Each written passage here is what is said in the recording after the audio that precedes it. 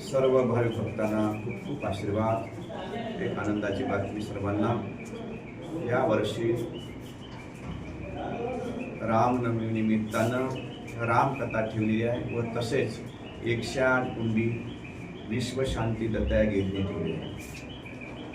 सकाळी काकडा आरतीनं कार्यक्रमाची सुरुवात होणार रोज, त्याच्यानंतर 7 ते 10 108 कुंडी दत्तयागला सुरुवात होईल। ज्या ज्या दाम्पत्य यज्ञाला बसत असतील त्यांनी सकाळी 6 वाजता येतर आपलं हजर राहावे। त्याच्यानंतर यज्ञ संपल्यानंतर कथेला सुरुवात होईल।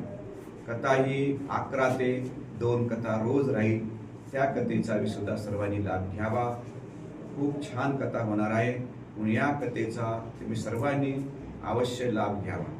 त्याच्यानंतर संध्याकाळचं 5 वाजता हरिपाठ होईल।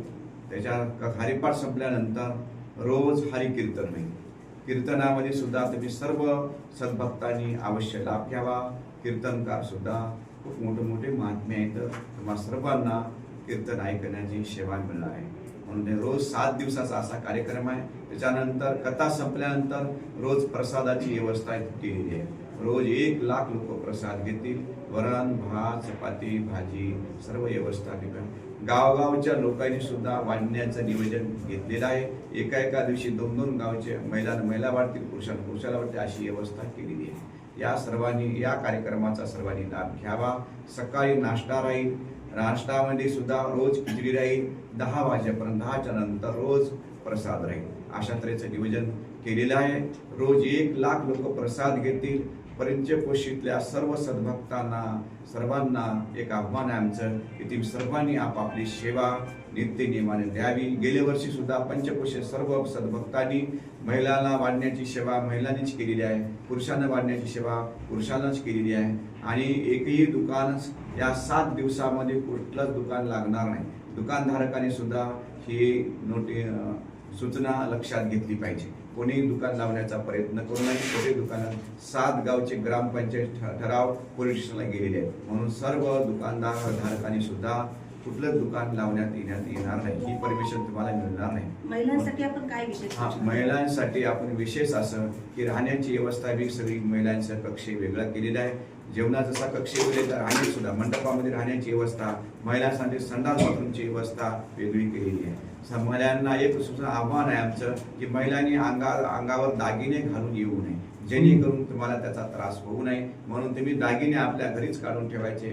फार जास्त पैसे सुद्धा आणायचे नाही। खर्चायचे काम तुम्हाला तुमचे स्वतःचे जे पाकिट असतात तुम्ही जवळ ठेवलेले असतात, ते पाकिट मोबाईल सांभाळून ठेवणे आणि फार कमी प्रमाणात पैसे आणणे। म्हणून पैशाचे तुम्हाला कुठेही काम पडणार नाही, कुठलेही दुकान खरेदी करायची नाही। म्हणून स्वतःचे दागिने पाकिटे सांभाळून ठेवायचे। आपल्या लहान मुलांना सुद्धा आपण सांभाळून ठेवायचं आहे। म्हणून सर्व महिलांसाठी संडास बाथरूमची व्यवस्था राहण्याची व्यवस्था मंडपामध्ये केलेली आहे। म्हणून तुम्ही सर्वांनी याची दक्षता घ्यावी आणि सर्वांनी या कार्यक्रमाचा अवश्य लाभ घ्यावा। खूप छान कथा होणार आहे। राधाकिशन महाराजांची वाणी अति पवित्र वाणी आहे।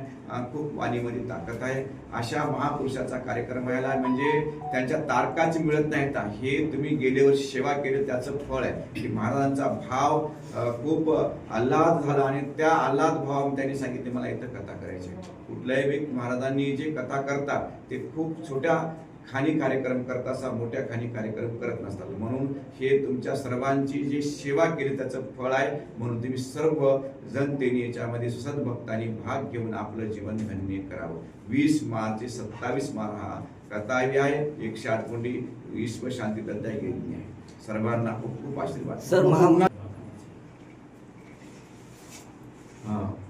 उन्हाची तीव्रता वाढणार आहे।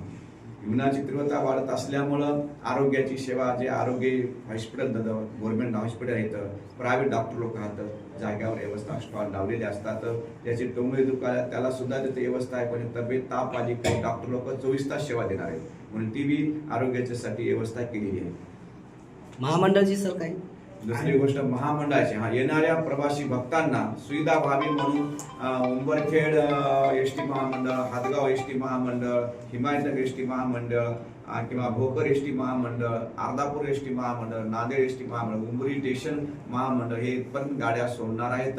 आणि येणाऱ्या भाई भक्तांची सुविधा व्हावी याच्यासाठी महामंडळ तुम्ही सर्वांनी तिकीट काढून त्या गाडीमध्ये बसायच्या. नाही तर फ्री म्हणशाल तर फ्री आमच्याकडून गाड्या नाहीत, हे बी लक्षात घ्यावं. आणि का तर एसटी महामंडळात तुमचा सहयोग लावावा, का तर ते आपल्यासाठी सुविधा पुरवता येतं. म्हणून सर्वांना तिकीट आहे त्या गाडीला, विना तिकीट नाही. म्हणून सर्व भक्तांनी एसटी महामंडळामध्ये बसून यावं. कोणी प्रायव्हेट फार जास्त वाहनं आणण्याचा प्रयत्न करूया, महामंडळामध्ये बसून यावं. आता सर्वात आणि एसटी महामंडळ कथेच्या मंडपाजवळ गेल्या वर्षी दूर होतं, पण यावर्षी जवळ जाणार आहे. म्हणून सर्व भक्तांनी या एसटी महामंडळात सुद्धा लाभ घ्यावा.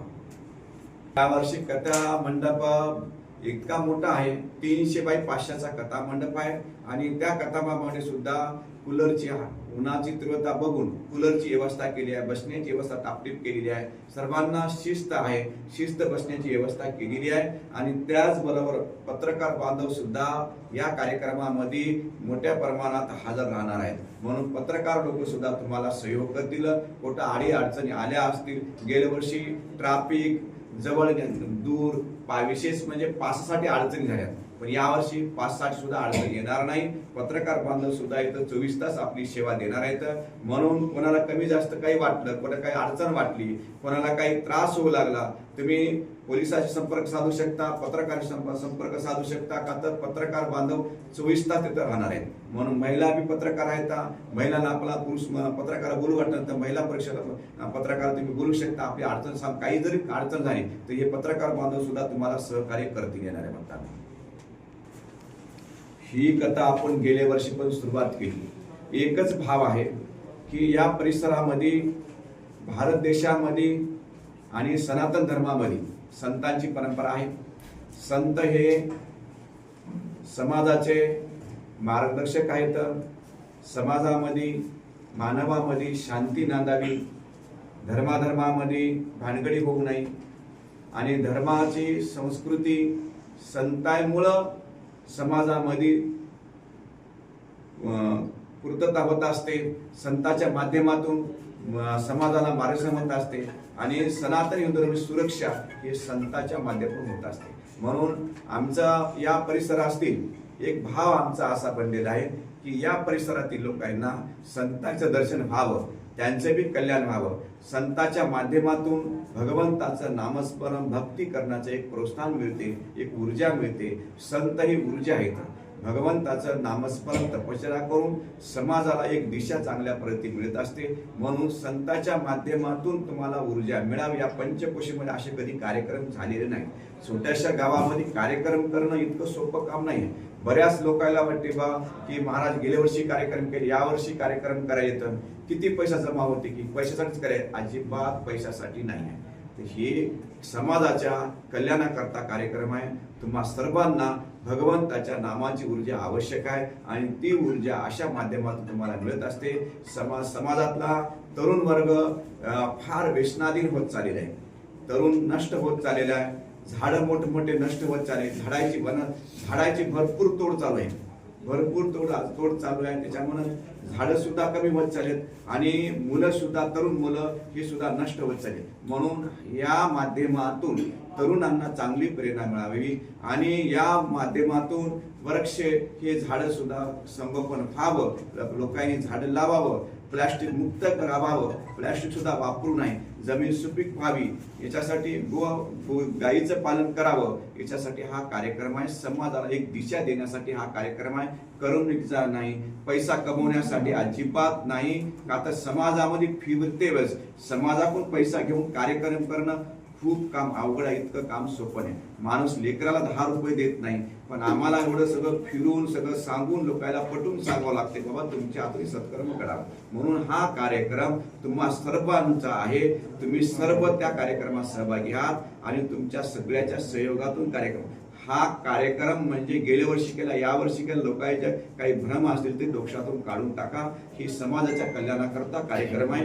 ही केवळ कारण पैसा कमवण्यासाठी अजिबात नाही. आम्ही गेल्या वर्षी कार्यक्रम केला, समाजाने भरपूर साथ केली, पण त्याच्यामध्ये सुद्धा खूप मोठा बाकी भरपूर राहिली होती. पण लोकांनी समाजाने अजून सुद्धा भरपूर बाकी आहे, तरी पण आम्ही कार्यक्रम करतो. केवळ याचा एकच भाव आहे, समाज जागृती व्हावी, समाजामध्ये संघटना यावी, समाजाला दिशा चांगली मिळावी, समाजाच्या कल्याणाकरता हा कार्यक्रम.